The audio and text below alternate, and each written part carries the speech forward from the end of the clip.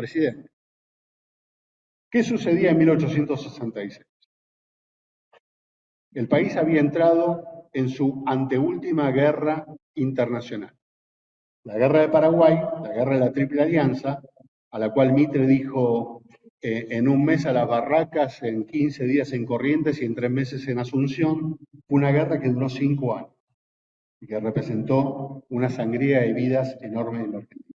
Entonces, la guerra que ya debería haber finalizado, según la preclara visión estratégica de Mitre, en 3 meses, era fines de 1866, un año y medio después de iniciada, y faltaban recursos. Y él mismo había limitado, como gobernador de la provincia de Buenos Aires, que el Estado federal pudiera recaudar más allá de 1866. Por eso se hace esta segunda reforma, para quitar esa limitación y que los derechos de exportación los pudiera cobrar el Estado federal de manera indeterminada. Esta es la cuestión de la reforma. Con lo cual vamos haciéndonos la idea de aquello de que algunos autores hablan de la separación estricta de fuentes, no es tal. Hay una vinculación constante entre recursos provinciales y recursos federales. Y también en esta literatura que aparece como, de algún modo, los gobernadores, que son seres maléficos que siempre tratan de asaltar las rentas federales, vamos a ir viendo que todas estas reformas fiscales se hicieron por necesidad del gobierno federal y no por necesidad de los gobiernos provinciales. Después de este periodo, ¿cómo estamos? ¿Bien? ¿Sí? Bien. Después de este periodo aparece en los gobiernos del orden conservador, 1890 a 1894. Los gobiernos del orden conservador básicamente tienen que atravesar 1890 un particular momento que es el de la cesación de pagos, el default, que produce la caída de Juárez Celman y el gobierno provisorio de Carlos Pellegrini.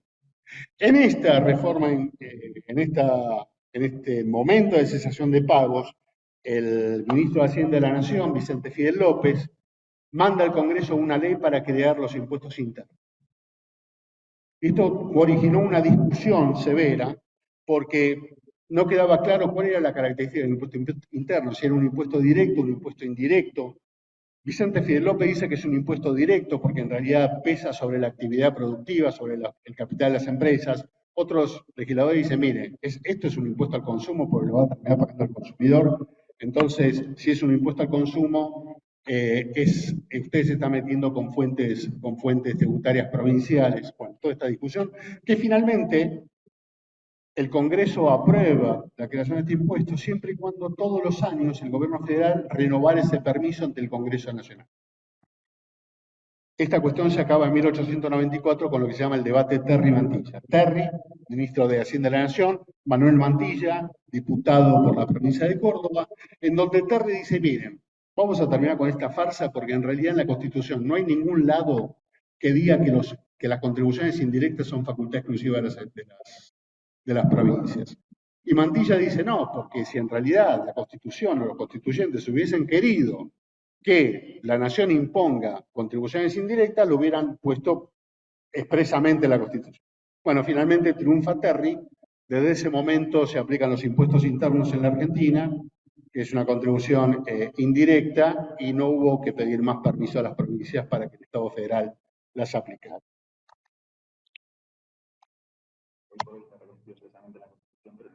En ese momento no, exactamente. Con lo cual vemos que tampoco hay una cuestión de estricta separación de fuentes, porque la propia Constitución dejaba lagunas doctrinarias muy grandes respecto de qué hacer con los impuestos.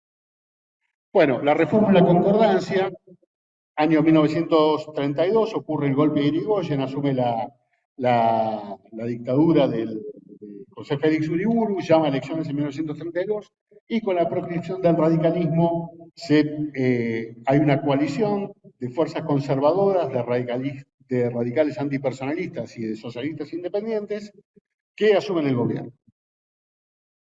Este es un momento de creación de los impuestos que conocemos en la actualidad. El impuesto a los réditos se crea en el año 34 y el impuesto a las ventas en ese mismo año. y a su vez se produce la unificación de los impuestos internos nacionales porque los impuestos indirectos que cobran las provincias terminaron sirviendo como especie de aduanas interiores. Entonces hubo que homologar y homogeneizar un conjunto de impuestos provinciales para que precisamente no se produjera este efecto de aduanas internas. Bueno, después viene la reforma fiscal peronista, en donde, digamos, ocurre la primera conferencia de ministros de Hacienda de las provincias en 1946, y lo que hace el gobierno peronista es tratar de alinear la reforma fiscal que se propone con la creación de nuevos impuestos a los lineamientos del primer y segundo plan quinquenal. La ley 12956, que fue sancionada en 1947, es la primera que introduce algunos criterios objetivos de reparto y a su vez crea un instrumento muy importante que es la comisión arbitral, una instancia a la cual recurrir para resolver los conflictos derivados del sistema de reparto. Bueno, en la reforma fiscal posperonista, digamos, hay nuevas leyes del desarrollismo, leyes del gobierno radical del 63-66, que básicamente van cerrando la brecha y ampliando la participación de las provincias en el régimen de reparto. Hasta que en marzo de 1973, la dictadura de Lanusse ya había ganado el peronismo en las urnas, el 11 de marzo, el 30 de marzo dicta el decreto ley 2221 de ley de coparticipación federal, que todo el mundo en ese momento se preguntaba por qué, casi a menos de 2 meses de constituirse el Congreso Nacional, por qué la dictadura se tomaba la atribución de dictar una ley de coparticipación federal que iba a tener 10 años de vigencia. Lo concreto es que el gobierno de Perón, que asume en septiembre de 1973, no tocó la ley de coparticipación, simplemente la adecuó al cambiar cuando reemplazó el impuesto a los réditos y a las ventas por los nuevos impuestos de ganancias e IVA. Pero más que esa adecuación, no avanzó en cambiar el esquema que había previsto la dictadura de Lanusse. Y a su vez, se produce en las provincias el reemplazo del impuesto a las actividades lucrativas por un nuevo impuesto que se va a llamar ingreso. Bueno, luego viene como importante la reforma fiscal de la dictadura del 76-83. Básicamente lo que hace la dictadura es cambiar la ecuación no por el lado del ingreso, sino por el lado del gasto. Lo que hace es transferir los servicios educativos a las provincias, con lo cual, digamos, sin tocar la ley de coparticipación, está alterando la ecuación de ingreso-gasto, y a su vez lo que produce con la ley 22.293 y 22.294 es suprimir las contribuciones patronales, con lo cual, digamos, se iba a compensar con la generalización del IVA, tomar dinero del IVA y tomar dinero del FONAVI para aplicarlo a los servicios sociales, a las prestaciones sociales. Entre 1984 y 1988 existe un vacío legal, como les comenté antes. El decreto ley 2221 caduca en diciembre de 1984, ya sin posibilidad de ser prorrogado. Aparecen ahí diferentes arreglos, transferencias financieras de la nación a las provincias, el convenio financiero de 1986 que ya les comenté, y finalmente, en enero de 1988, la sanción de la ley 23.548 de coparticipación federal actualmente vigente. Ahora bien, todas las leyes anteriores de coparticipación o la forma de distribución de recursos entre las provincias y la nación tenían una fecha tope, una fecha límite de vigencia. Todas, por lo general 10 años. La ley 23.548 fue pensada como una ley transitoria que debía caducar en diciembre de 1992. Y uno se pregunta, ¿por qué sigue vigente? Porque algún lúcido miembro del Congreso incluyó en su texto que la ley caducaba en 1992. Salvo, y en el caso de que no existiera ley para 1992, la vigente se iba a prorrogar automáticamente. Esa pequeña cláusula de la prórroga automática hizo que se salvara la situación, visto la distancia, porque se sigue teniendo ley de coparticipación federal y no hay un vacío legal. Podemos discutir si la ley es buena, si la ley es mala, pero la inclusión de la prórroga automática, que ninguna de las leyes anteriores lo tenía previsto, es lo que permitió la supervivencia de esta ley que estaba destinada a morir en diciembre de 1990. Bien, en este gráfico se ve claramente cómo fue evolucionando la distribución primaria de la ley de coparticipación.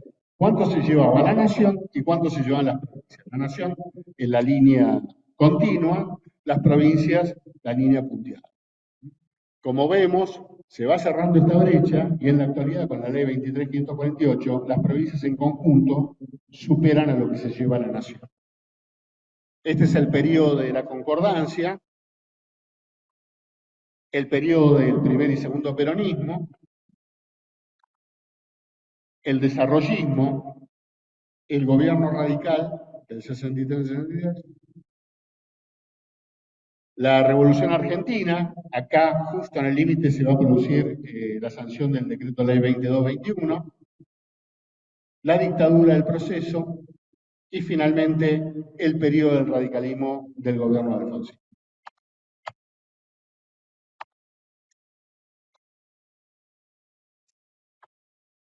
Luego de sancionar la ley de coparticipación federal, hay nuevos cambios.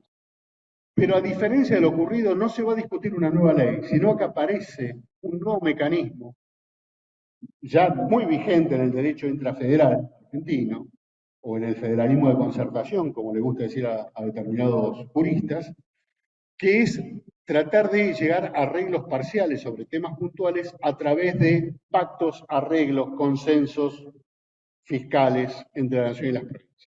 Estos documentos, que algunos de ellos han tenido ratificación legislativa y otros no.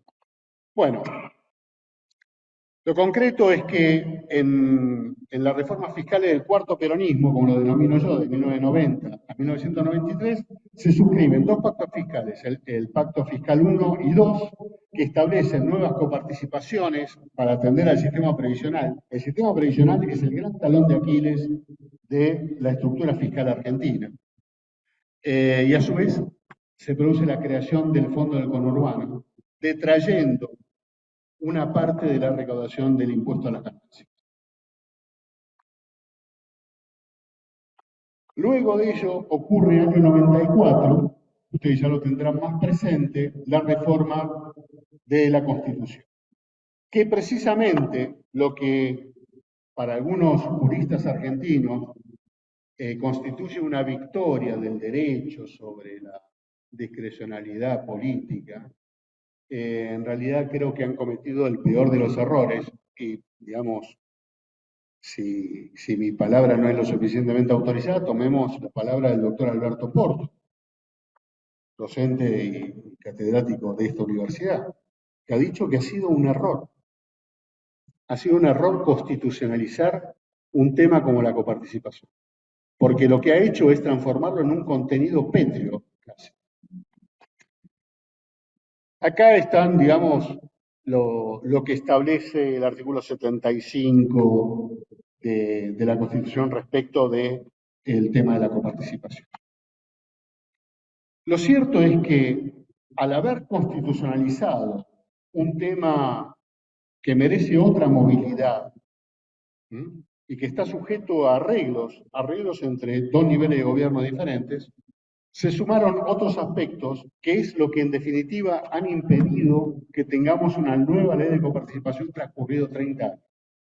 Estos aspectos fueron la inclusión del tercer senador por provincia en representación de la minoría, lo que le ha quitado capacidad de negociación a los gobernadores, porque de los 3 gobernadores antes había 2 senadores por provincia y por lo general coincidían en el mismo color político que el gobernador. Con lo cual el gobernador iba a negociar con el Poder Ejecutivo Nacional una ley de coparticipación, por ejemplo, un arreglo fiscal, tenía una autoridad suficiente como para que el acuerdo se cumpliera. Ahora con un tercer senador uno tiene un tercio de la Cámara que no responde a los gobernadores, porque es electo por la minoría opositora. Con lo cual hace muy difícil lograr un acuerdo, más en los términos de este tercer elemento al cual me voy a referir brevemente, que es la regla de unanimidad. El segundo elemento es la autonomía de la Ciudad de Buenos Aires. ¿Por qué? Porque se produce un vacío en este sentido. La Ciudad de Buenos Aires no es un actor originario del pacto que dio lugar a la Ley de Coparticipación Federal de 1988. No lo es, porque en ese momento era una municipalidad. Sí lo es Tierra del Fuego porque fue provincializada y la parte de la coparticipación le fue transferida. Ahora bien, en 1994 se sanciona el régimen de autonomía de la Ciudad de Buenos Aires y lo cierto es que la Ciudad de Buenos Aires es un actor futuro de la futura ley de coparticipación, pero no es un actor, no es un contratante originario de la actual ley. Y esto es donde yo creo que se equivoca la Corte en el recurso de amparo que da lugar a la Ciudad de Buenos Aires.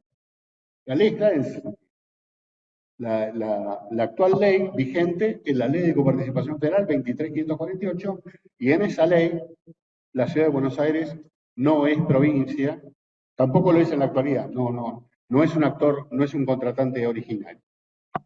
Y lo segundo es una interpretación errónea sobre la regla de unanimidad de la ley convenio. Muchos autores sostienen que no, la coparticipación tiene que ser sancionada con unanimidad de todas las provincias que tienen que sancionar una ley de sus legislaturas provinciales adhiriendo. No hay un solo párrafo en la Constitución que hable de unanimidad, sino que dice que una nueva ley de coparticipación sobre la base de acuerdos previos entre la nación y la provincia, pero no habla de unanimidad. Yo quiero leerles brevemente un pasaje del diario de sesiones de la Convención Constituyente de 1994, donde se discute precisamente este tema.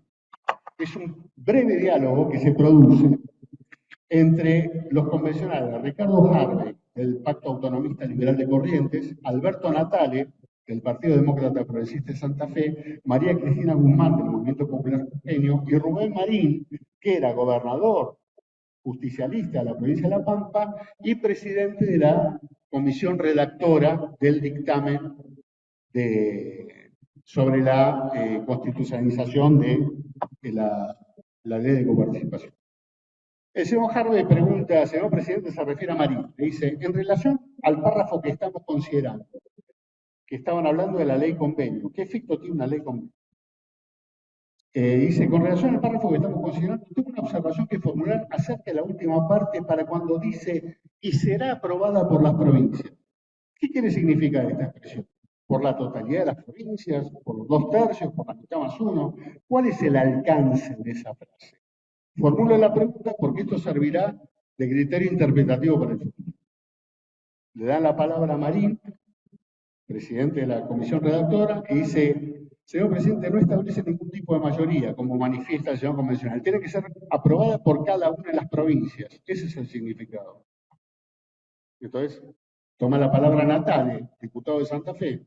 Dice, señor presidente, el señor convencional Jaime formuló una pregunta que desde mi punto de vista no ha sido respondida adecuadamente por la comisión. Por eso la vuelvo a reformular, dándole tal vez mayor precisión. Si una provincia no ratifica la ley convenio o no la aprueba, ¿cuál es el efecto que se produce con relación a esa provincia? Esa sería la primera hipótesis. Deja de percibir la coparticipación y en consecuencia recupera la plenitud de sus potestades fiscales en aquellas materias impositivas que eran coparticipables.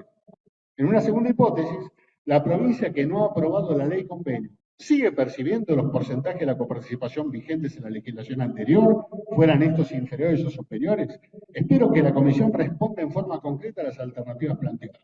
Toma la palabra el presidente de la comisión Marín y dice, señor presidente, la pregunta es importante y fue objeto de discusión en la comisión originaria. En última instancia, ese es el quid de la cuestión.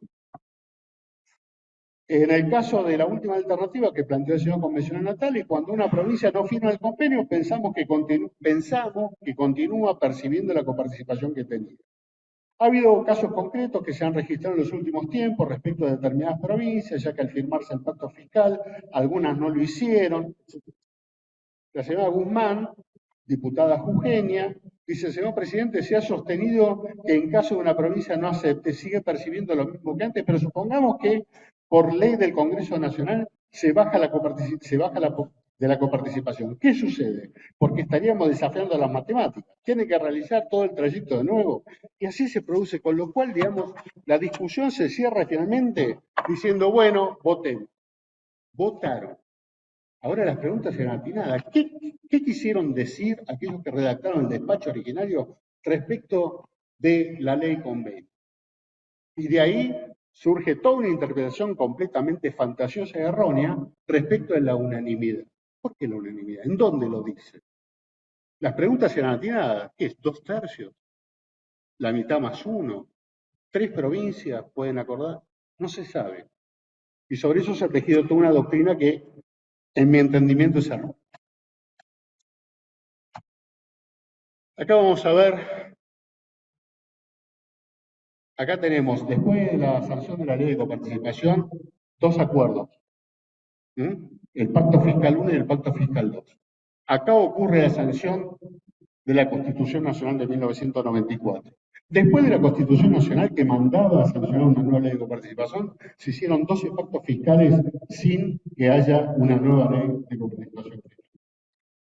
Lo gracioso, lo paradójico, como se lo quiera ver, es que muchos de estos acuerdos fiscales tuvieron ratificación legislativa, o sea, fueron firmados por los gobernadores y el Poder Ejecutivo y luego ratificados por el Congreso Nacional. Si el Congreso Nacional reunió la mayoría necesaria para ratificar legislativamente estos pactos, ¿por qué no consiguieron mayoría legislativa para sancionar una nueva ley de participación, como lo mandaba la Constitución? Este es un gran enigma. Decía que había una literatura muy prolífica respecto al tema de la coparticipación.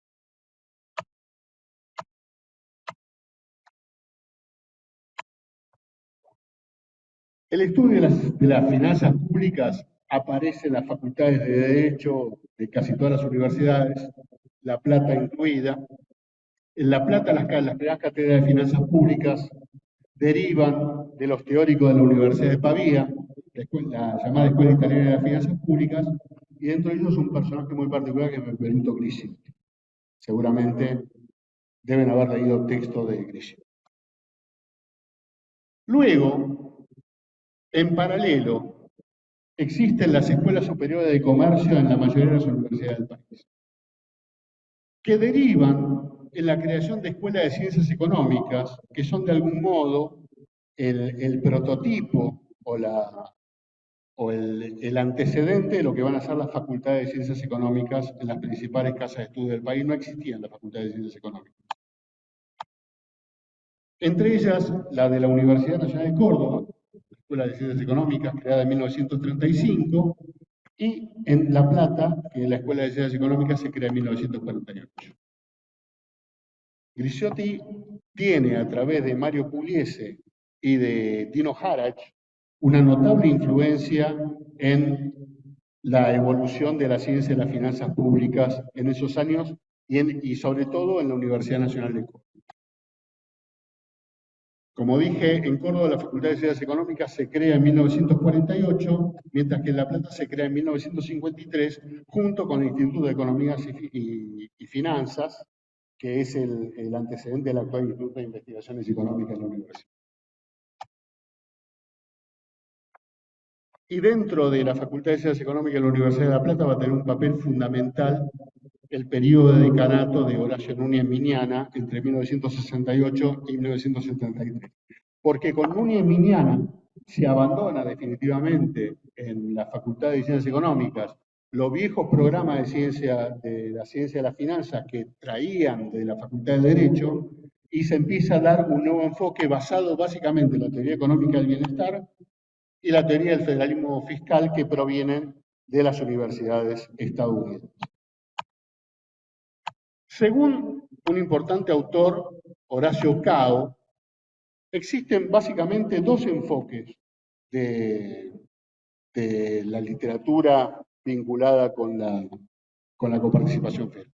Un enfoque ortodoxo basado en la teoría económica del federalismo fiscal de cuño estadounidense, que básicamente toma algunos de estos conceptos como fundamentales. La correspondencia fiscal era lo que hablaba antes de la necesidad de que cada provincia gaste lo que pueda recaudar y ajuste su política de gastos a sus posibilidades concretas de recaudación.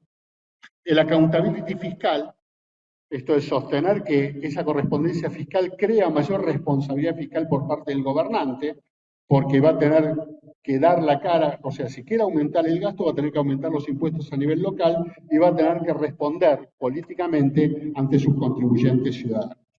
Y lo tercero es el efecto Leviatán, que esto en realidad proviene de Buchanan y de la Escuela de la Elección Pública, que sostiene que por alguna razón misteriosa, el Estado siempre y sobre todo los estados locales, se apropian indebidamente de los recursos y primero tratan de garantizarse la satisfacción de sus intereses como burocracia y representación política antes de satisfacer las necesidades de su electorado o de sus ciudadanos. Si en sus cabezas ligaron esta idea del efecto Leviatán al de la casta, van por ese camino y está bien. Esto creo que es importante porque los autores no escriben en el aire, escriben de determinados lugares de pensamiento, de determinados lugares ideológicos.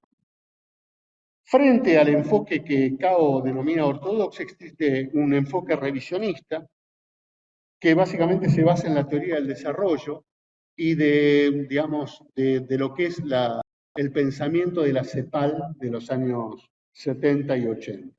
Dentro de esta escuela, uno de los autores más importantes es Oscar Cetrán. Y pone su énfasis ya no en los criterios de correspondencia fiscal, sino en el problema de los desequilibrios regionales y los equilibrios territoriales. Dice, Argentina es un país muy extenso y heterogéneo, y precisamente debería existir coparticipación para tratar de homogeneizar más lo que la naturaleza ha hecho heterogéneo. Y hay un enfoque alternativo que aparece en los últimos 10 años que basa sus modelizaciones en las teorías de los juegos. Modelizaciones en su mayoría de orden matemático. Bien, ahora repensando el problema, yo en la tesis me baso en el concepto de teoría de juego social de un economista chileno ya fallecido, tal vez hayan escuchado hablar, que se llama Carlos Matus. Carlos Matus, autor a su vez de El método de planeamiento estratégico situacional. En la teoría de juego social, Matus equipara los conflictos con los juegos lúdicos, con los juegos de mesa, sobre todo los juegos de estrategia. Dice, todo juego social se equipara a los juegos de estrategia.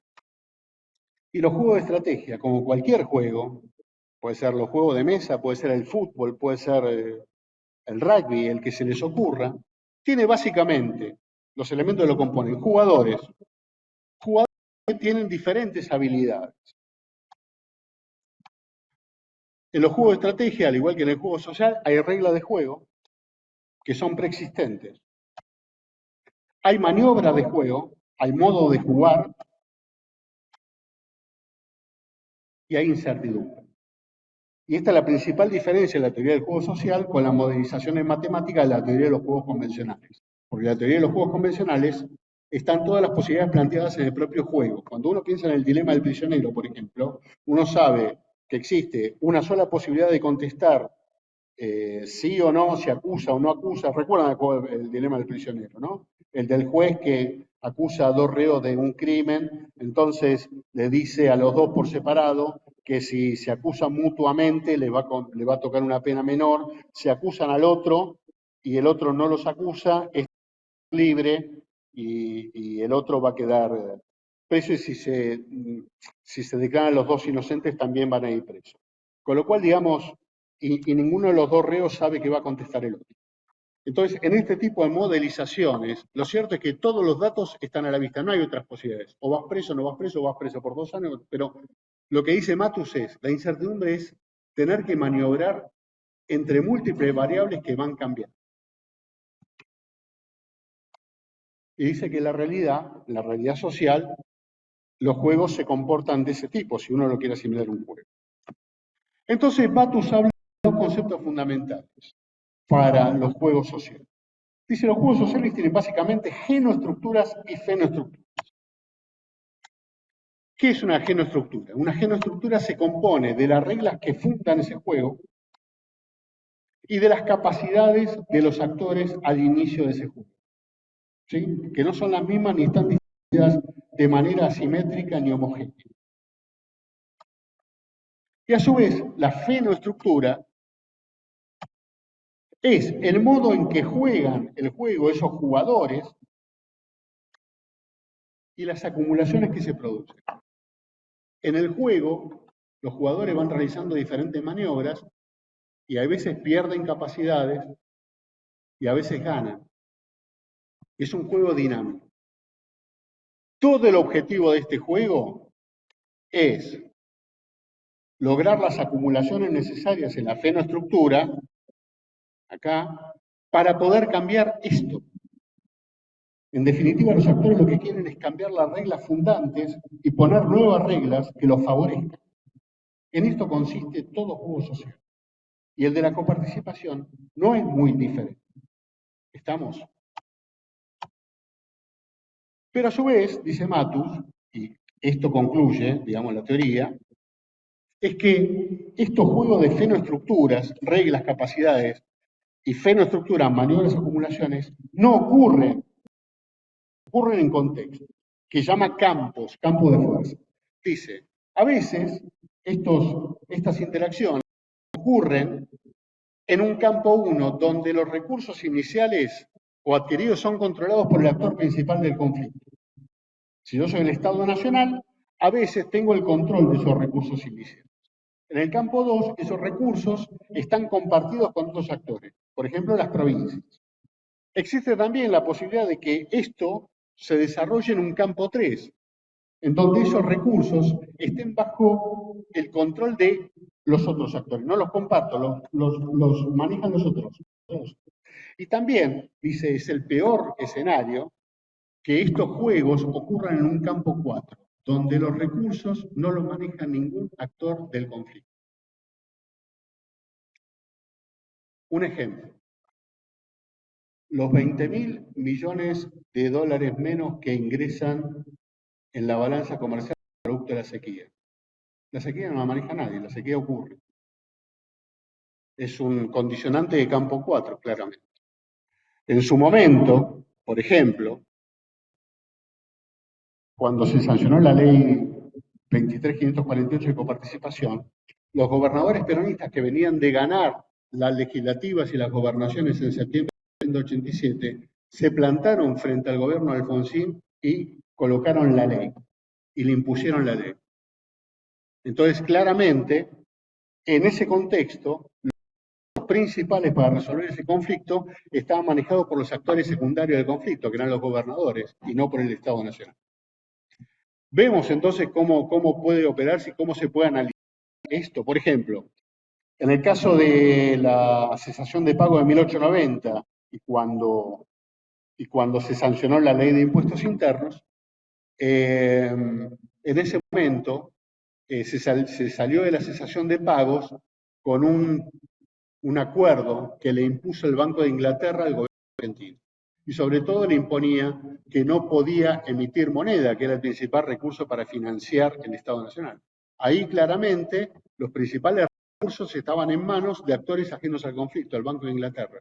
¿Y cómo tuvo que operar el gobierno para cambiar ese contexto, crear impuestos internos, que era una de las pocas facultades que le quedaba, impuestos?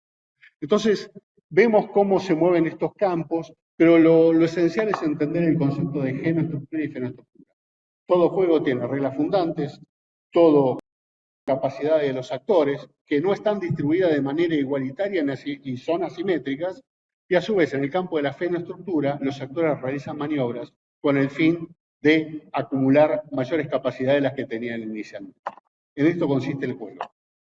Si quieren, compartimos un par de comentarios. Hasta aquí mi presentación y podría adelantar, si alguno me lo preguntara, cuál es la perspectiva que yo veo de cómo salir de este berenjenal llamado coparticipación. Disculpen la extensión y bueno, les agradezco muchísimo la escucha.